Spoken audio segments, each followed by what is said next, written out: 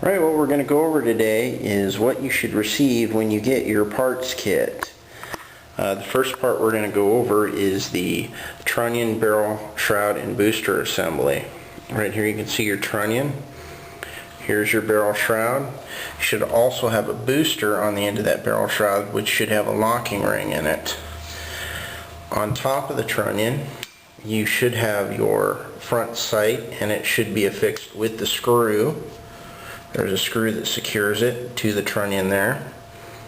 In addition to that, you should also have a barrel. That would be your barrel.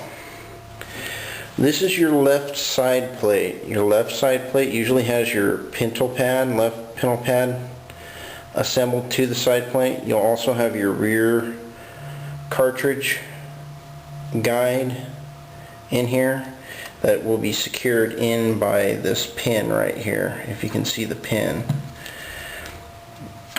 Also right there you can also see that the belt holding pawl is also installed with that spring underneath it. This spring, you guys, when you go to build your kit, you'll definitely want to clean out the hole that spring's in and clean this out real good, because that is 90% of your stoppage problems right there happens with that spring and that feed pawl. On the left side plate you should also have your rear sight assembly, which should be completely assembled on the side plate. Raises up like so. And if you get one of the more preferred kits, you will probably have the chunk from the right side plate still attached.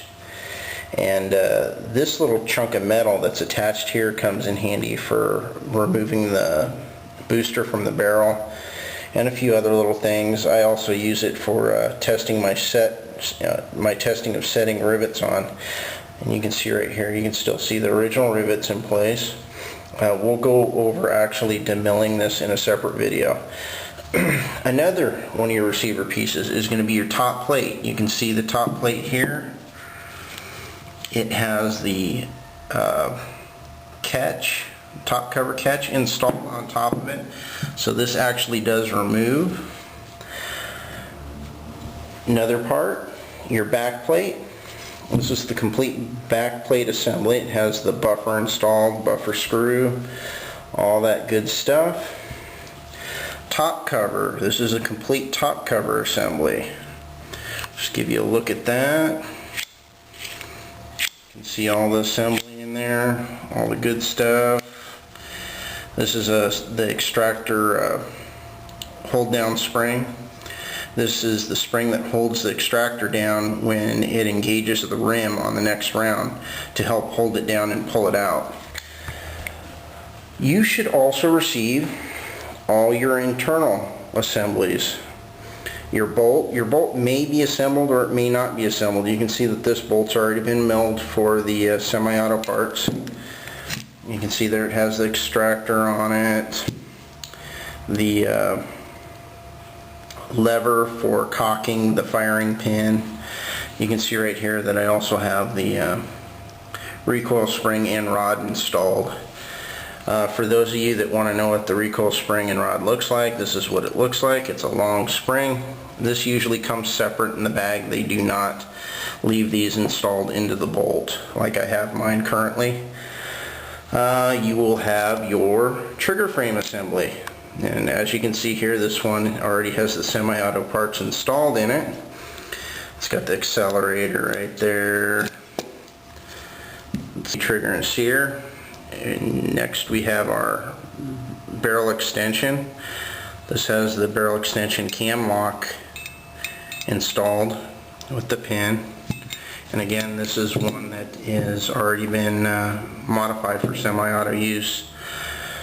Now, lastly, we're going to get down to the bag of parts that you normally get. You'll usually get a bag of parts.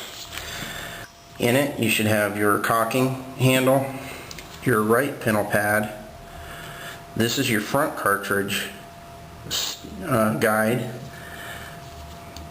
This is your rear cartridge stop. This installs on your right side plate. You can see that it has a portion of rivet still installed in it. Here's one of those darn Israeli barrel lock springs that we covered already in another video modifying it. Your top cover bolt, nut, and locks there. This is what secures the top cover through the trunnion to your firearm. Your cam. This is your breech lock cam right here. This is very important that you have this. The gun will not function properly without it. Now you might notice here, this is the screw that actually goes through the bottom plate that secures that breech lock cam plate. This one I probably will not use. It's a little worse for the wear. You can buy replacements. If you need to find a replacement, just give us a shot on the forum and we'll direct you where you can get them from. Lastly, some kits may get it, some kits may not have it.